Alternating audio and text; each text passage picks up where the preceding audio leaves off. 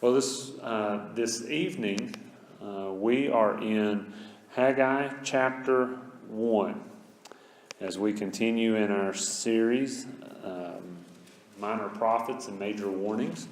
And tonight we're digging into the text of Haggai's prophecies. And for us to remember just sort of the context of what he was writing during or why he was writing, we're going to give you the several decades of history in the Jewish history in a matter of about 4 sentences, okay? And so this is just our refresher from last week. The Jews were sent from Israel to Babylon for 70 years, and then they were released and went back to Israel. They were there for 2 years before they started to rebuild the Temple of Solomon. Now this would be the Temple of Zerubbabel, if you wanted to call it that, but it's the temple that would be built during that time.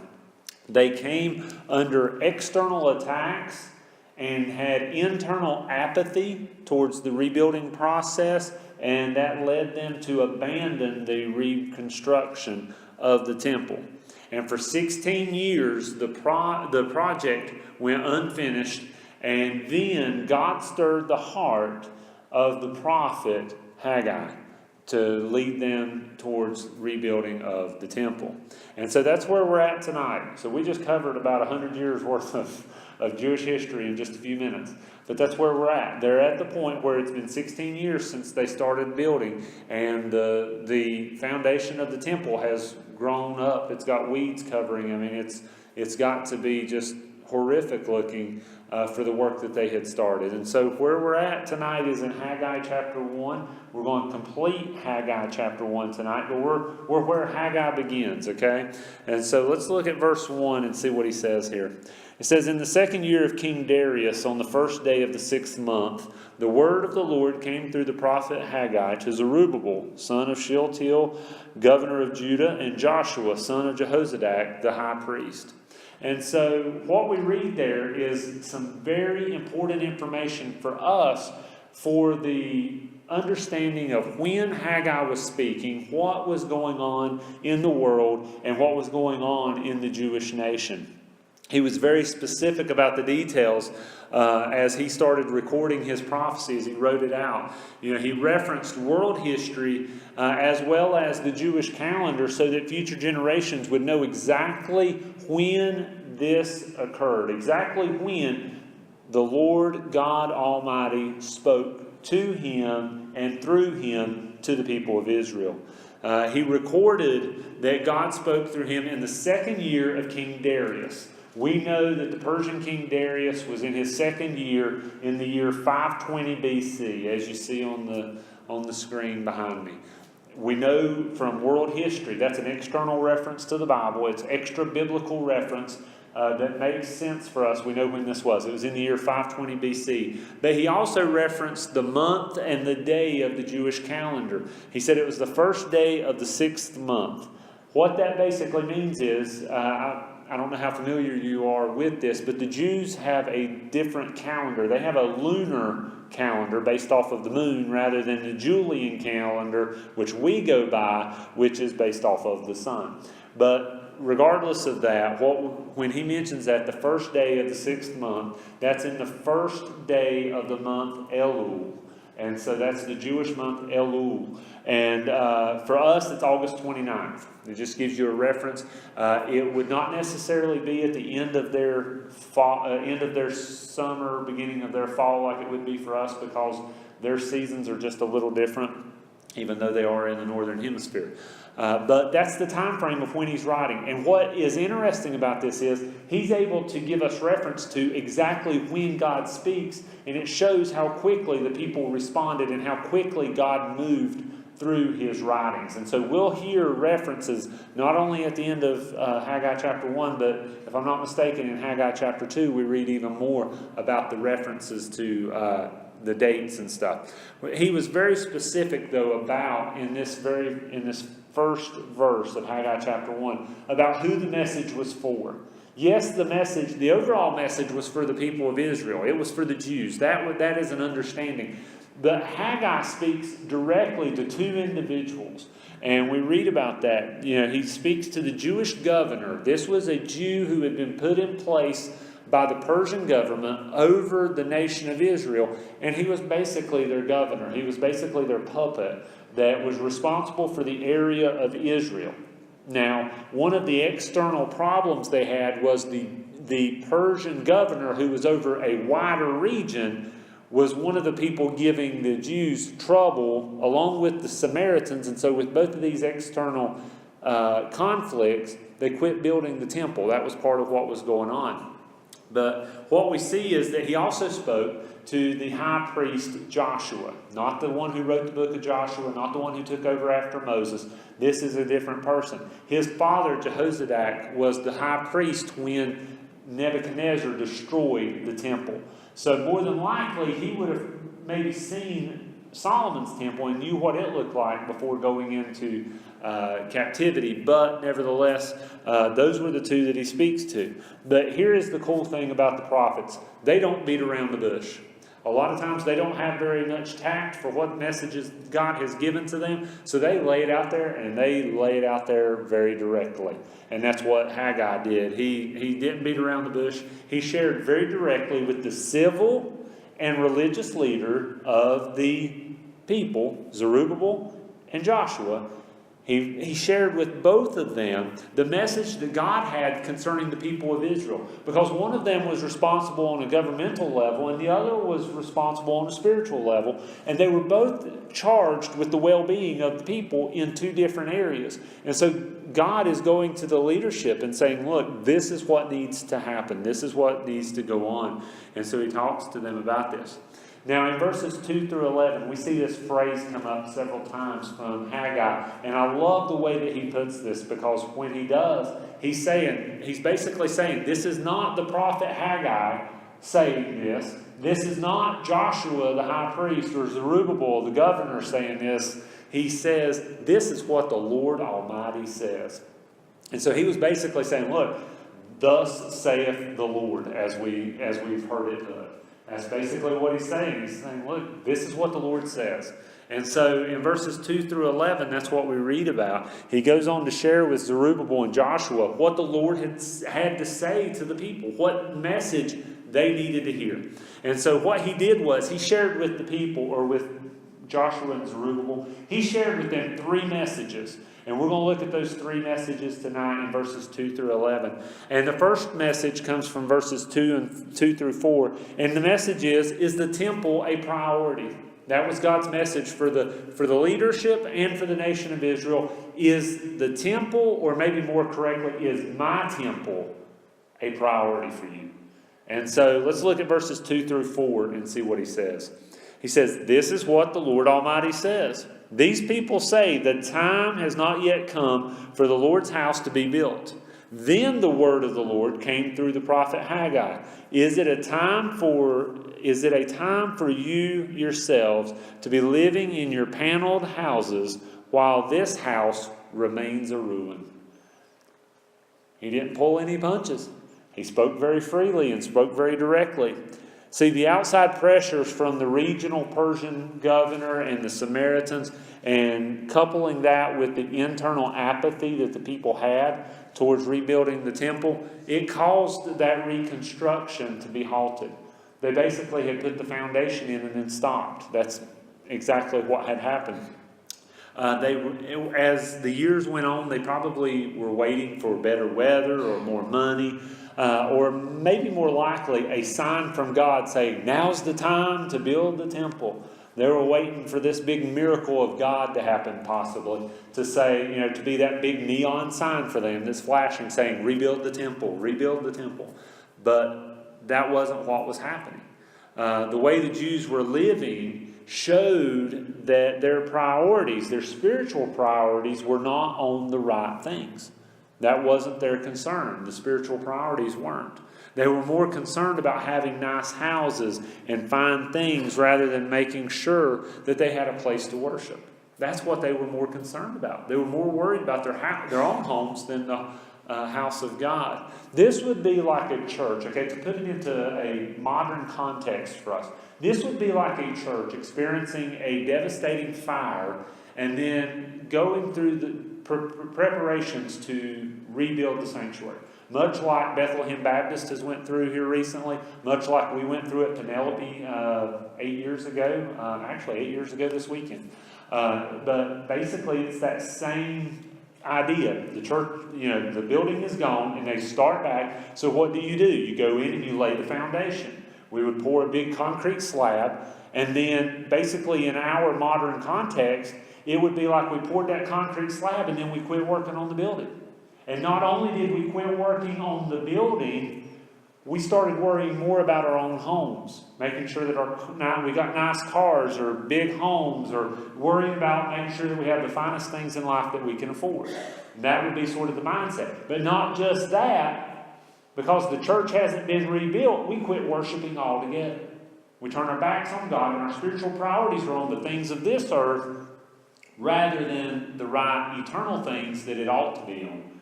And that's the equivalent of what would happen.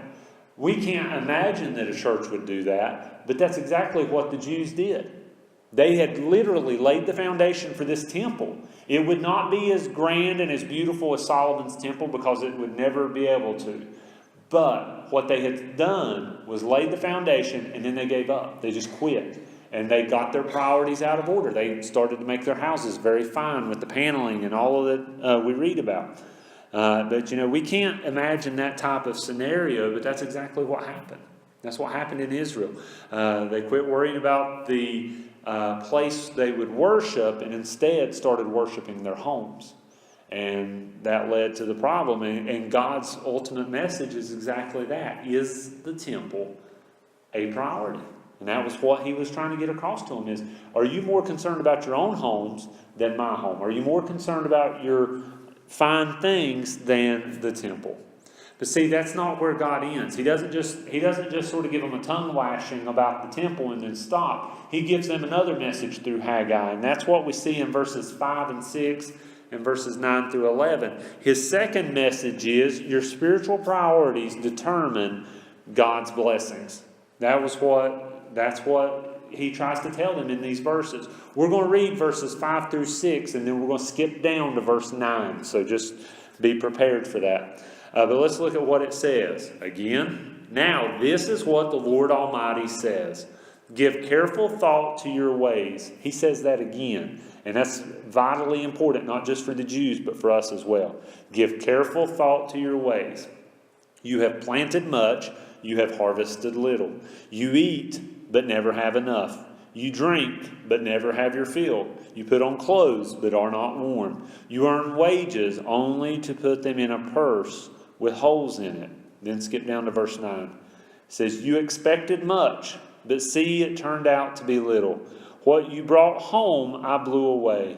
Why, declares the Lord Almighty? Because of my house, which remains a ruin, while each of you is busy with his own house. Therefore, because of you, the heavens have withheld their dew, and the earth its crops. I called for a drought on the fields and the mountains, on the grain and the new wine, the oil, and whatever the ground produces, on men and cattle, and on the labor of your hands.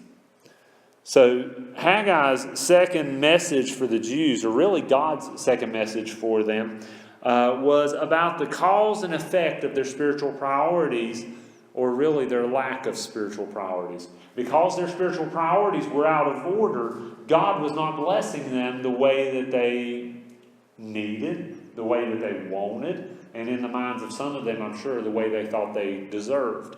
But the placement of their spiritual priorities was directly related to the blessings that God gave to the Jews. If their spiritual priorities were Him, were God, then He would bless them. If their spiritual priorities were on things of this earth rather than Him, He wouldn't bless them the same. When we look throughout the Scriptures, one of the things that we have to understand is, and I've heard one of my fellow pastors in one of the local churches here say this multiple times in our study group at the Caldwell Baptist Association on Wednesdays. He's mentioned this several times, and it's finally sunk into my thick skull and benefited this study. But one of the things that he's mentioned several times is that God's blessings for the Jews that we read about in the Scripture have always been physical blessings. We're going to make you're going to have lots of kids, you're going to have lots of cattle and livestock, your crops are going to do well, you're going to have lots of wine, you're going to have lots of grain, you're going to have all of these things. All of the blessings that God gave them for their obedience always had to do with physical things in the land of Israel. They would always, you see that throughout the Scriptures. And so we read about it. Now, the Christian's reward for obedience are spiritual blessings. We understand that. Yes, God can bless us physically for what we do spiritually, but in the New Testament, we understand that the blessings that we receive for obedience from God are spiritual blessings. But that's because the church and the nation of Israel are two different entities, and God deals with them in two different ways. But nevertheless, the more they obeyed the Lord, the more He blessed them with bountiful harvest, peace in the land, monetary rewards, and things like that. Think about it from this perspective. The height of the nation of Israel was during the time of David and Solomon, during King David and King Solomon's reign. Basically, Solomon reaped the rewards of David's faithfulness to God. Yes, David had his downfall with Bathsheba, and yes, he did things that would be a scar, so to speak, on his legacy. But for all intents and purposes, he was a man after God's own heart, and because of that obedience, he didn't build the temple like he wanted to. He left that for Solomon to do. But because of the obedience during the time of David, and even at the beginning of Solomon's reign, God blessed the nation of Israel, where I've been reading in 1 Kings about Solomon building the temple in my daily Bible reading. And it's talking about tons of gold being brought to Solomon as tribute from surrounding countries. And I mean, you're talking about tons of gold. And I think it said that there were, what I was reading earlier today, that it was like some 25 tons of gold brought to him annually as tribute. That silver was basically not even worth anything because gold was so plentiful during Solomon's time. Well, think about it. God, why is he being blessed like this? Well, because during his dad's time, and during the first part of Solomon's reign, he was obedient to God, and God was blessing the nation of Israel. They had peace during the time of Solomon. Because of all the work David did to subdue his enemies, there was no war during the time of Solomon. But what happens after Solomon? There goes the nation of Israel. You've got the northern tribes, and you've got the nation, or the northern Israel and Judah. And from there on out, because they quit following God, Solomon quits following God, and as we read about towards the end of his time, and what happens?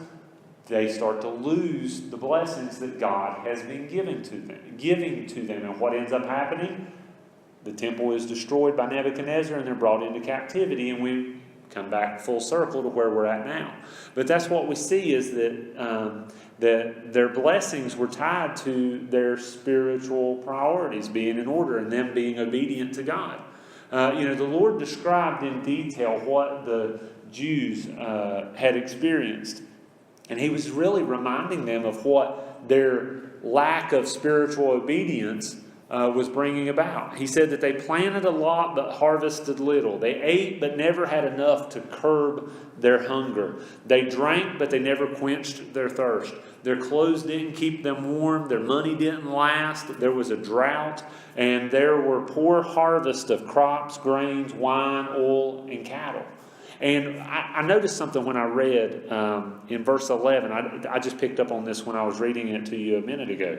It says that I've called for a drought on the fields and in the mountains and on the grain, the new wine, the oil, and whatever the ground produces, on men and cattle. And so there was probably, without going back to a commentary and checking, I'm guessing that when he says that there was a drought on men, that may very well mean that the wombs of the Israelite ladies were closed during this time. Again, because of their lack of obedience, God's spiritual blessings in children and land and all that comes with it were dried up. They were held back by God. And so through Haggai, God made a point to the Jews that as long as their spiritual priorities were out of whack, then they could expect a lot of the same experiences going forward. He's basically saying, look, if you do not get your act together and get your spiritual priorities in order, nothing's going to change. Everything's going to be the same. But see, he also told them another message on how to fix their current situation. And that was the third message that we read about in verses 7 and 8 that we skipped over a minute ago. And that is, fix your spiritual priorities and things will change. Look at verses 7 and 8 with me. It says, this is what the Lord Almighty says. Give careful thought to your ways. Go up into the mountains and bring down timber and build the house, so that I may take pleasure in it and be honored, says the Lord. When he talks about the house, he's talking about the temple. God never demands something of his people without telling them how to accomplish it. God does not tell us what is expected of us without saying, this is how you do it. He doesn't leave us blind to sort of feel around and find our way through things. He says, this is what I expect, this is how you do it. And he tells us throughout the Word. God doesn't expect us to put our faith in Christ without telling us what we should believe and how to put our faith in Him. That's the gospel message. You can read through the book of Romans and read the scriptures in the Romans Road, and it explains to you what it means to accept salvation. But God didn't expect the Jews to fix their spiritual priorities without giving them instructions on how to do it. He didn't just say, you need to change your spiritual priorities, but I'm not going to tell you how to do it. In verse 8, God basically told the Jews that their spiritual priorities were tied to the temple. That their spiritual priorities, without the temple, their spiritual priorities would be out of whack. Basically, no temple, then their spiritual priorities were out of line. But when they have a temple to worship in, then their spiritual priorities would be correct. It's no different than that hypothetical church without a sanctuary that we were talking about. If there's not a church in the community, then what you can expect is for people not to worship. That's the nuts and bolts of it. There's a void there. There is no church, so the people aren't going to go through the effort to worship, so to speak. Well, that was what happened with Israel. With no temple to regulate sacrifices and days of worship and things like that for them to have the festivals and to do all of the things that they do in the Jewish faith. Without the temple, they were lost. They had no reason to move forward and do things. But God is saying, look, this is what I want you to do. I want you to change your priorities by getting back to building the temple. And so the problem was they had put off building the temple for 16 years. That's a long time to have started the work and then set it to the wayside and not to do anything on it. And the ironic thing is their spiritual lives were reflected in the condition of the temple foundation. What's it going to look like after 16 years? It's going to be grown up with weeds and all sorts of trees and shrubs and stuff grown all around the foundation blocks that they would have placed. My thought is, coming from the farm mentality is, what would my fences look like if I didn't keep them cleared off for 16 years? I mean, honeysuckle poison, all this stuff, briars growing all over, you wouldn't even know that you had fence. And that's exactly what they were dealing with. And their spiritual condition in their hearts was reflected by the view of their foundation of the temple that they had built. And so God told them to fix their spiritual priorities. They needed to complete construction on the temple and things would change. His blessings would return. Things would happen differently. And not only would their spiritual lives improve, but their physical lives would as well. And so God is saying, look, that's what you need to do, is fix your spiritual priorities and things will change. So what were the results? Let's look at verses 12 through 15. And we see what results came about because of Haggai's prophecy. It says in verse 12, Then Zerubbabel, son of Shealtiel, Joshua, son of Jehozadak, the high priest, and the whole remnant of the people obeyed the voice of the Lord their God and the message of the prophet Haggai, because the Lord their God had sent him. And the people feared the Lord. Then Haggai, the Lord's messenger, gave this message of the Lord to the people: I am with you, declares the Lord. So the Lord stirred up the spirit of Zerubbabel, son of Shealtiel, governor of Judah, and the spirit of Joshua, son of Jehozadak, the high priest, and the spirit of the whole remnant of the people. They came and began to work on the house of the Lord Almighty their God on the 24th day of the 6th month in the 2nd year of King Darius. So the governor Zerubbabel and Joshua the high priest and the entire nation of Israel had their spirit moved. They were moved spiritually by Haggai's prophecy. It challenged them, and the Lord reassured them of his presence. He says right there, he says, I am with you. How reassuring there is nothing that can be more reassuring than that, than for God to say, I'm with you. And he's basically saying, I'm here with you. And he stirred their hearts to complete the work on the temple. And here is the catch. Noah preached righteousness for 100 years and had 0 converts. Haggai starts preaching about changing your spiritual priorities, and 3 weeks later, they got busy. That just shows you the condition of the hearts of the people and the message that God sent at different times, but it's kind of interesting. 23 days to the day after Haggai starts his prophesying, the people began to work on the temple. September 21st, 520 BC, the people started to rebuild the temple as it needed to be built. I'm going to go ahead and give you a spoiler. It took them 4 years to complete the temple. When Solomon built his temple, I think it took 6 or 7 years. And so, obviously, this temple isn't going to be as grand as Solomon's temple, but nevertheless, they were going to have their temple, they were going to have the building to worship God in. And it took them 23 days to get started. Well, as we've talked about each of these prophets and their message, we've talked about how their prophecy impacts us today. And, Haggai for today is that we live in a country and a culture that has misplaced spiritual priorities. Just look at the world that we live in. And it doesn't take you very long. We could discuss for hours how the people in our country, the people in our communities have their spiritual priorities all out of whack.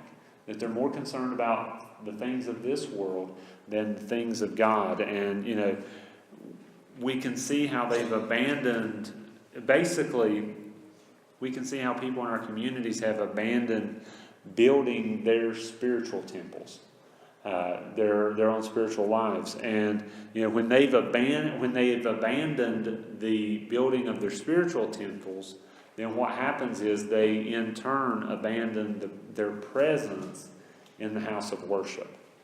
It's the exact same thing that we see with the nation of Israel, because when people quit trying to, when people no longer are in the house of worship, then what happens is their spiritual temples start to be affected. Their spiritual priorities get out of whack. They turn their attention from God and the spiritual priorities that they ought to be, the spiritual disciplines that they ought to be doing, to their physical priorities, their careers, their homes, their sports, their hobbies, their cars, and this and that and the other. Finding, their priorities are misplaced. But because their priorities are on the wrong things, they are missing God's blessings. Again, spiritual blessings, obviously, not just physical blessings that He can bring. But there is a closeness with God that is not there because their spiritual priorities are out of whack, because they're not where they need to be. See, God's messages through Haggai are eerily similar, as I said this morning. It is so eerie how similar his messages for the nation of Israel 2,500 years ago is the same message that we need to hear today in 2017. But, God's questions for us today would be much the same. He would ask, is your spiritual temple a priority? Not the building, because we understand that this building is just a building that we meet in. Yes, it's a place that ought to be reverenced and all of that, but this is brick and mortar. The temple that we ought to be concerned with is the temple inside of us, the church, so to speak, which is the people. Also, God would probably ask, your spiritual priority, or let us know that our spiritual priorities determine His blessings in our life. And if there is a lack of spiritual priorities where they need to be, we can expect a lack of blessings. It's a cause and effect. It's the way it works. And then finally, He would probably tell us, fix your spiritual priorities and things will change. Does that mean that if we get our spiritual priorities right, that we're going to see a full bank account and the new car and the big house? No. What it means is that we're going to have spiritual blessings that are more valuable to us than a paneled house or a new car or whatever the case may be. We'll see that that's what would happen. And for our world to see a change spiritually, spiritual priorities have got to change. That's the way it is. And until obedience to God's commands and His will takes center stage in people's lives, we can expect the same kind of withholding of blessings as the Jews experienced. That's what people can expect. And that God will withhold those blessings because spiritual priorities are not where they need to be. That's the end of our study tonight in the book of Haggai, and Haggai chapter 1. Next week we'll be in Haggai chapter 2.